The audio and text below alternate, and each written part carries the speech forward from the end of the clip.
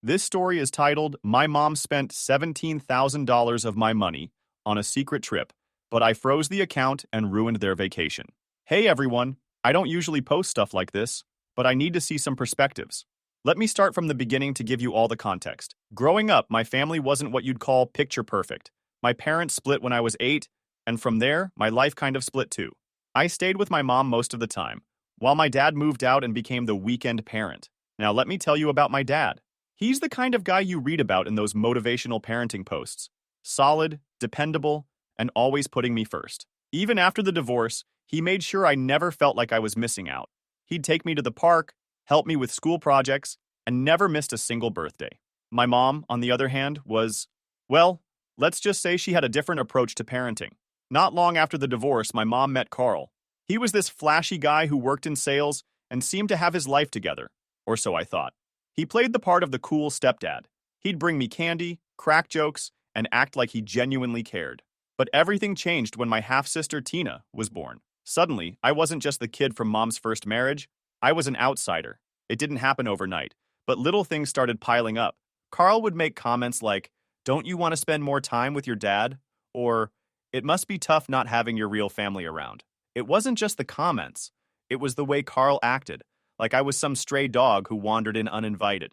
He'd rearrange the living room and make my things disappear, saying stuff like, "This house isn't a storage unit for your dad's leftovers." Mom, who used to back me up, just laughed it off. And then there was Tina. As soon as she could babble, Carl treated her like she was made of gold. I went from being mom's kid to feeling like a guest in her life. At first, I brushed it off, but then mom started acting differently too. She was less interested in what I was doing at school, stopped asking how my weekends with dad went, and seemed completely absorbed in her new little family. When I was 13, I overheard a conversation that flipped my world upside down. I was getting a glass of water late at night when I heard Carl talking to mom in the kitchen. "We don't need Sophia's child support anymore," Carl said, his voice low but firm. "My promotion covers everything. She'd be better off with Mark anyway." Mark, by the way, is my dad. Mom didn't even argue. She just said, "You're right. I'll talk to him tomorrow." I stood there, frozen. It wasn't like I was some burden who needed to be shipped off, but that's exactly how they made me feel. The next day, mom sat me down with this fake sympathetic smile and said, "Sweetie, we've been thinking, and we believe you'd have more opportunities living with your dad full time. It's what's best for you." Translation: we don't need you anymore. So, I packed my things and moved in with dad. And you know what? It turned out to be the best thing that ever happened to me. My dad didn't just take me in. He made me feel like I belonged. He gave me the bigger bedroom in his apartment, painted it my favorite color, and even let me pick out new furniture. He didn't pry into why I was moving in, or make me feel awkward about it. He just said, "This is your home now." From that point on, it was me and dad against the world. When college applications rolled around, he was right there with me, helping me write essays and figure out finances. He paid for everything, even when I tried to tell him I could take out loans. "Your education is my responsibility," he'd say, brushing off any argument. I ended up getting into a great school and graduated with a solid job lined up. Dad was so proud, and honestly, I wouldn't have been able to do any of it without him. Fast forward a few years, and life was good. I had my own place, a great job, and still saw Dad every Sunday for dinner. But then, last year, everything changed. Dad got diagnosed with late-stage cancer. It was like the ground disappeared beneath me. One day he was fine, and the next, he was in the hospital talking about treatment plans and percentages I didn't want to hear. He fought hard, but it wasn't enough. Within 4 months, he was gone. Losing Dad was the hardest thing I've ever been through. He was my rock, my constant, the one person who never let me down. After the funeral, I felt completely adrift. Sure, I had friends and a good job, but nothing filled the void he left behind. When I went through his will, I discovered he'd left me everything: his apartment, his savings, and a small stock portfolio. It added up to about $300,000. I couldn't even think about the money at first. It felt like blood money, a constant reminder of what I'd lost. For months, I just went through the motions: work, home, repeat. Then, one random day, my phone rang. My mom called me from an odd number. I hadn't heard from my mom in years, like not even a text. Then suddenly, there she was, calling me out of nowhere. I almost didn't pick up, figured it was probably a scam call, but something in me hesitated. "Sophia, it's your mom." I froze. She wasn't sure if I'd listen. I wanted to say I'm so sorry about your dad. I only just heard. How are you holding up?" Holding up? I wanted to laugh. My dad had been gone for months. Where was she when I was drowning in funeral arrangements and figuring out how to live without the only parent who ever gave a damn about me. But instead of saying any of that, I just mumbled, "I'm okay, I guess." She kept talking, saying things like, "I've been thinking about you so much," and "I know I wasn't there for you like I should have been." But she caught me off guard saying, "I'd really like to see you again. Maybe we can have coffee or something?" At first, I wanted to say no. What did she expect? That she could just waltz back into my life after years of radio silence?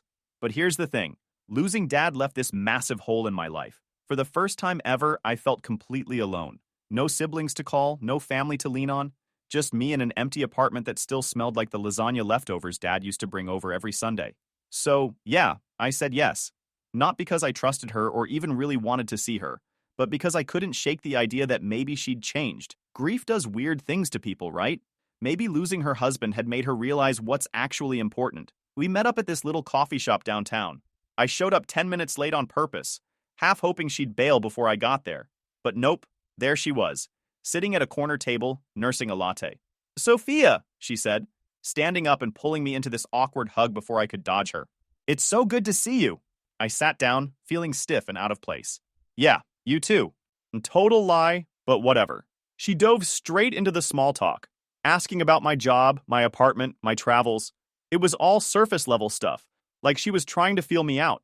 I kept my answers short, giving her just enough to keep the conversation from dying. Eventually, she got to the point. "I've been thinking about everything that happened when you were younger," she said, staring into her coffee cup, like it held the answers to life's big question. "I know I wasn't the best mom to you. I made a lot of mistakes. No kidding. I really want to make things right," she continued. "I know it's a lot to ask, but I'd like us to start over. Build a real relationship." Part of me wanted to laugh in her face. Build a relationship? Now? After years of making me feel like an afterthought? But another part of me, the part that missed having family, wanted to believe her. "Why now?" I asked, folding my arms. "Why not? I don't know. 5 years ago? 10 years ago?" She sighed, looking down at her coffee. "Because I was selfish, Sophia. I was wrapped up in my own life and didn't realize how much I was missing. Losing Carl made me see things differently." I blinked. "What do you mean, losing Carl?" She looked up at me, her expression a mix of sadness and hesitation. "He passed away a few months ago. Heart attack." I stared at her, completely blindsided. Carl, the man who'd made me feel like I didn't belong in my own home, the one who'd convinced her to send me to live with Dad, was dead? And this was the first I was hearing of it? Why didn't you tell me? I asked. "I didn't think you'd care," she said quietly, like that was supposed to make it better. "But after he was gone, it made me realize how much time I've wasted, how much I've lost." I sat there, trying to process. It wasn't like I'd ever liked Carl, but hearing that he was gone hit me in a weird way. I wanted to feel bad for her, but another part of me, the part that remembered how easily she'd cast me aside for his sake, couldn't muster much sympathy. "I know I can't make up for the past," she continued, her voice cracking just slightly, "but I want to try, if you'll let me." I didn't trust her. Not entirely. But there was this tiny voice in the back of my head saying, what if she means it? What if this is my one chance to have some kind of relationship with my mom? So I gave her the benefit of the doubt. We started meeting up more regularly after that. Coffee here, lunch there. At first, it was weird. I wasn't used to her asking about my life or acting like she actually cared, but over time, I started to let my guard down. She even brought Tina into the mix. My half-sister, the golden child, was now 22 and still living at home. She was in this weird limbo where she was between jobs, but not really trying to find one. Mom introduced us like we were strangers, which, to be fair, we basically were. Tina acted all casual, like we hadn't spent most of our childhood ignoring each other. "Mom's been talking about you nonstop. It's kind of annoying."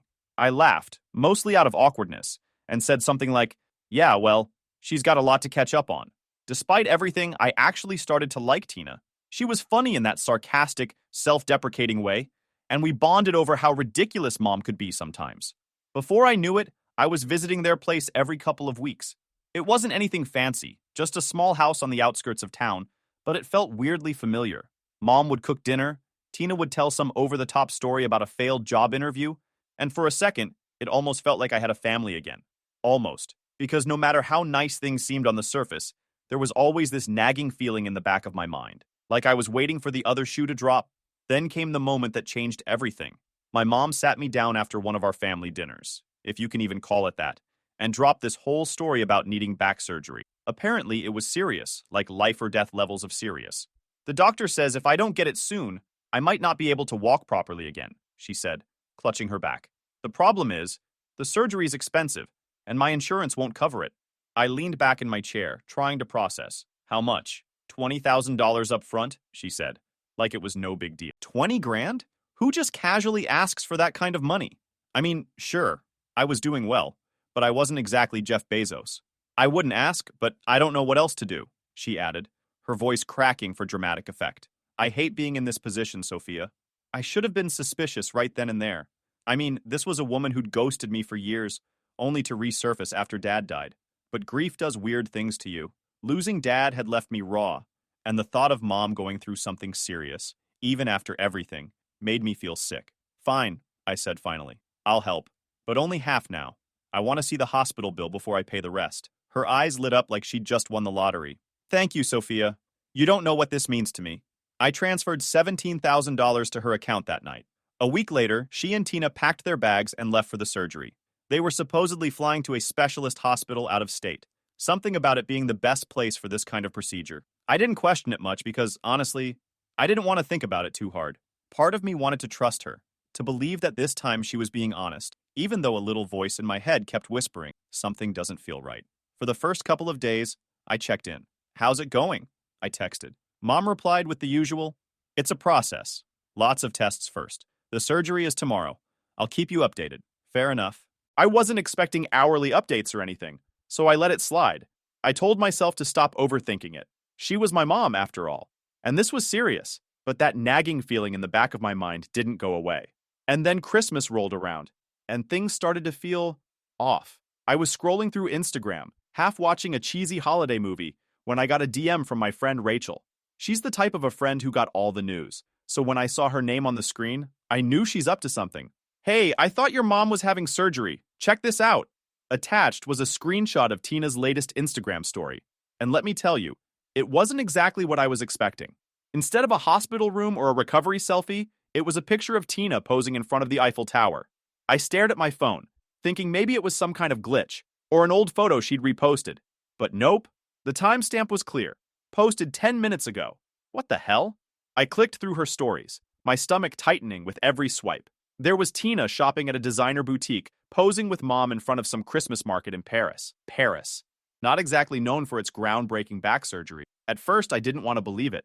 Maybe there was some explanation. Maybe they had a layover in Paris and decided to stretch their legs? Yeah, I know. It sounds stupid now, but I was grasping at straws. But as the hours went on, more stories popped up. There was Tina flaunting a Louis Vuitton shopping bag. Mom smiling in front of a 5-star hotel. Even a group photo with my Aunt Karen and cousin Emma, who I didn't even know were involved in this whole thing. By Christmas morning, the denial was gone. This wasn't a layover. This was a full-blown vacation, and I'd just financed it. I called Mom that morning, trying to keep my voice steady. Hey, just checking in.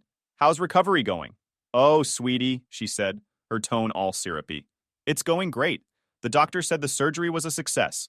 I'm starting physical therapy tomorrow. Physical therapy? Tomorrow?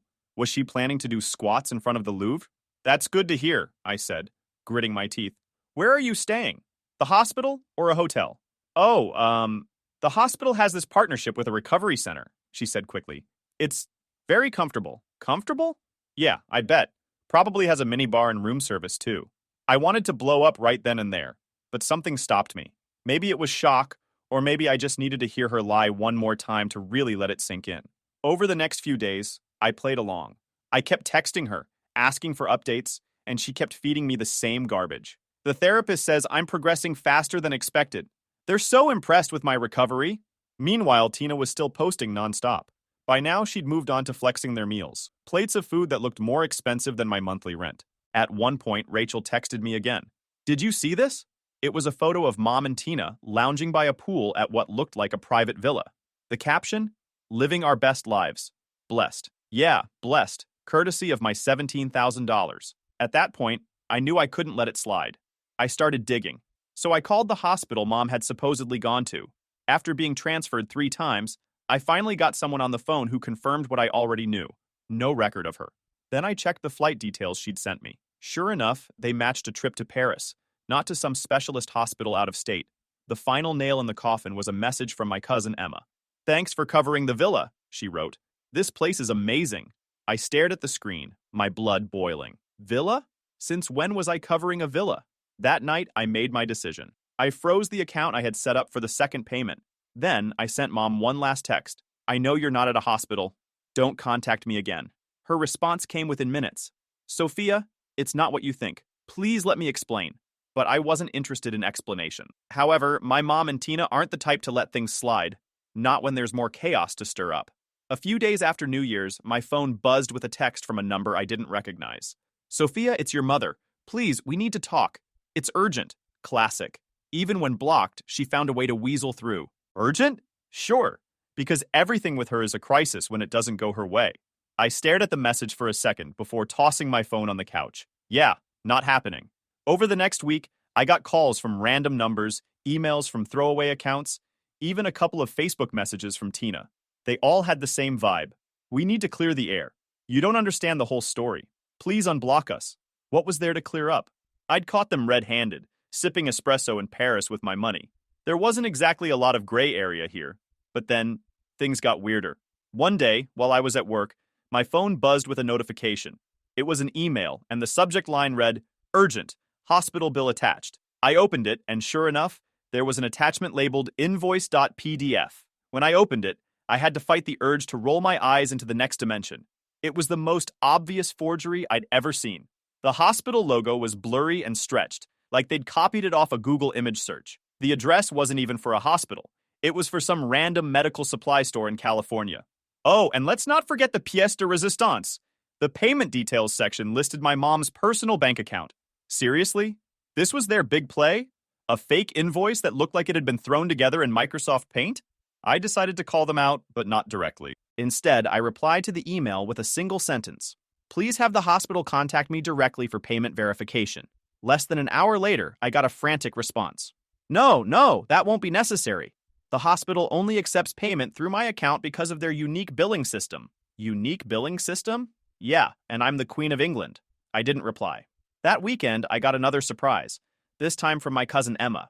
She called me out of nowhere, which was weird because we'd barely spoken in years. Hey, Sophia, she said, her tone a little too casual. I just wanted to check in. How are you doing? I knew right away she wasn't calling just to catch up. What's up, Emma? Well, I was just wondering if you've talked to Aunt Linda recently, she said, referring to my mom. I sighed. Nope, and I'm not planning to. There was a long pause.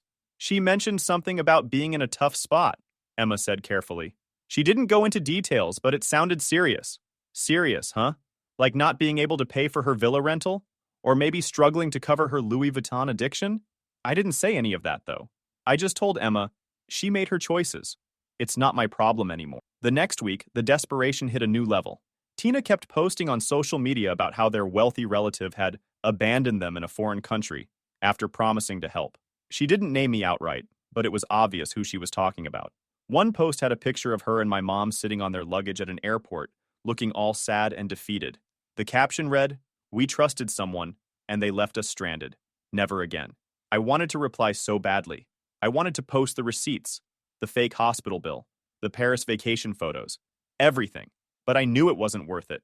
Engaging with their pity party would only make me look bad. Instead, I just screenshot everything and saved it for later.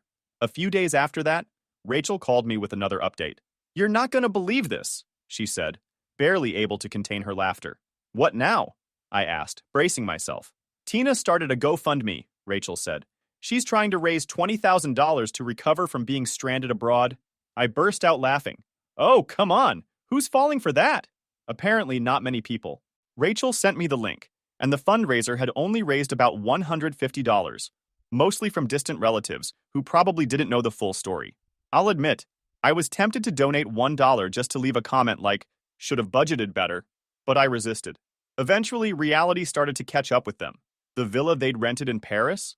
Turns out they hadn't paid the full balance, and the owner was threatening to call the police. They ended up selling off most of the designer stuff they'd bought to cover the costs.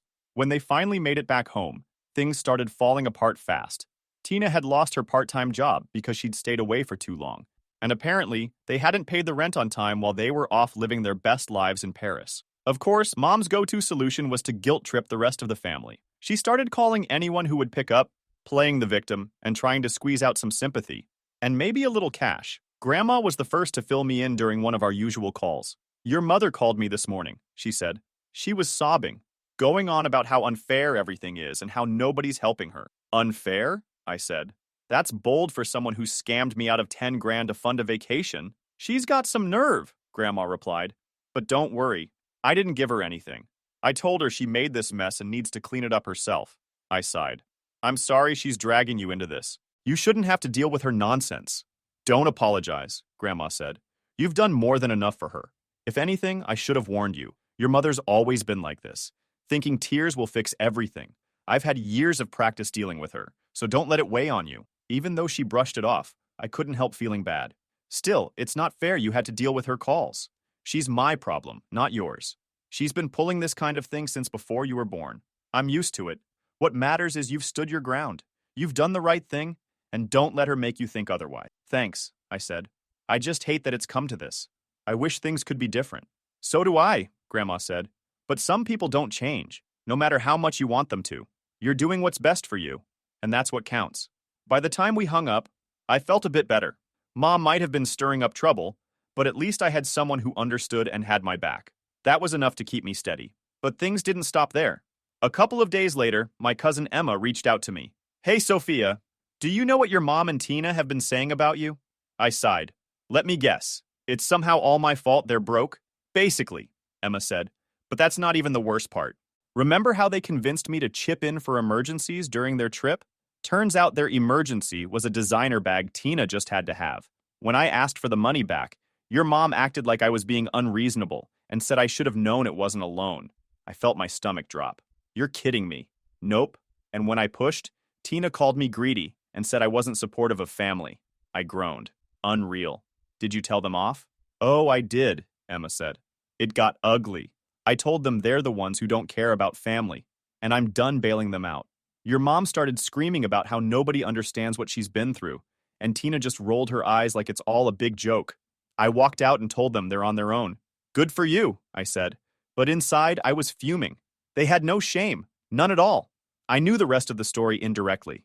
I got a voicemail from my mom's landlord, which was already weird because I'd never met the guy in my life. Hi, this is Mr. Randall, your mother's landlord. She mentioned you might be able to clarify some things regarding her rent situation. Can you please give me a call back? What? I called him back, and what he told me had me absolutely floored. Apparently, my mom had spun this whole story about how I'd promised to pay her rent while she was away for medical reasons, and then backed out, leaving her in a financial hole. She made it sound like you were supposed to be supporting her financially, the landlord said, sounding skeptical. But honestly, it didn't add up, so I wanted to check with you directly. I was livid. No, that's not true at all, I said. She lied to me about needing surgery to get money for a trip to Paris.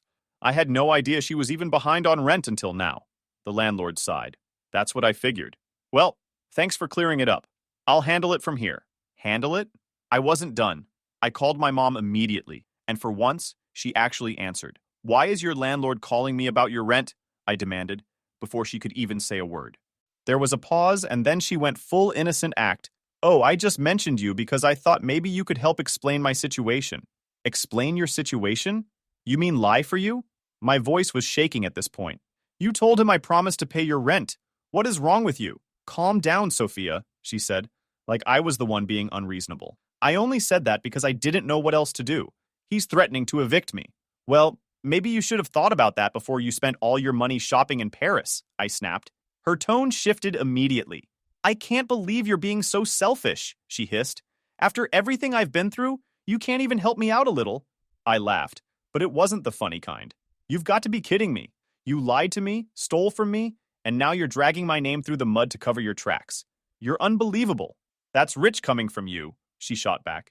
You've had everything handed to you, and now you're acting like you're better than us. At that point, I hung up. I was done arguing with her, but I wasn't done entirely. The next day, I called a lawyer. I explained everything, the fake surgery, the stolen money, the defamation, and asked what my options were. You have a strong case for a defamation claim, the lawyer said. We can also pursue legal action for fraud if you want to go that route. Fraud? That word hit me like a ton of bricks. It sounded so serious, but when I thought about it, that's exactly what it was. Mom had conned me out of 10 grand and then tried to ruin my reputation when it backfired. I didn't hesitate. Let's do it, I said. Filing the lawsuit was the hardest thing I'd ever done, but it was also the most liberating. Mom and Tina tried to talk me out of it, of course. Tina sent me a long, rambling message about how I was tearing the family apart and how money isn't everything. Funny, because when it was my money, apparently, it meant a whole lot to them. Mom even tried to play the victim, saying I was destroying her life. The audacity was unreal. I mean, who exactly had been destroying whose life here? But I didn't back down. For once, I put myself first. It felt strange at first, like I was betraying some unspoken rule that I had to keep sacrificing for their benefit. But I stuck to my guns. It wasn't just about the money. It was about principle. It was about finally standing up and saying, enough. The case dragged on for months. I won't lie. There were moments I doubted myself. The legal fees piled up. The constant back and forth with my lawyer was draining. And every time I heard from Mom or Tina, I felt nauseous. But I reminded myself why I was doing this. To set things straight, to hold them accountable, and to prove, to them and to myself, that I wasn't going to let them take advantage of me ever again. In the end, the court sided with me. Mom and Tina had to pay back the $17,000, and the defamation claim ensured they couldn't pull the same stunt again. I can't even describe the feeling of walking out of that courtroom knowing I'd won, not just the case, but my freedom from their BS. After the case was over, I cut ties with them completely. No more calls, no more texts, no more second chances. They'd crossed every line, and I wasn't about to let them back into my life. It wasn't an easy decision. I mean, cutting off family is never simple, but it was necessary. Sometimes you've got to protect your own peace, even if it means walking away from the people who are supposed to be closest to you. The funny thing is, once the dust settled, I didn't feel angry anymore. It wasn't about holding a grudge or plotting revenge. It was just indifference. Like they were strangers I used to know. They made their choices, and I made mine. And honestly, I'm better off without them. These days, I focus on myself. I've reconnected with old friends, started traveling again, and even got a promotion at work. Life feels lighter without their chaos hanging over me, and I'm finally starting to feel like myself again. And yeah, I've learned a lot through this whole mess. If there's one thing I'd tell anyone dealing with toxic family members, it's this. You're not obligated to set yourself on fire to keep them warm. If they're not willing to respect you, you're not obligated to stick around. You owe it to yourself to walk away, even if it feels like the hardest thing in the world. So, yeah, that's the story. It's messy, it's ridiculous, but it's mine. If you've ever dealt with entitled family members, you get it. Sometimes the best thing you can do is walk away and let them deal with the fallout on their own. Life's too short to keep waiting for people to change when you already know they won't. Anyway, thanks for reading if you made it this far. Hope this gives someone out there the courage to put themselves first for once. Trust me, it's worth it.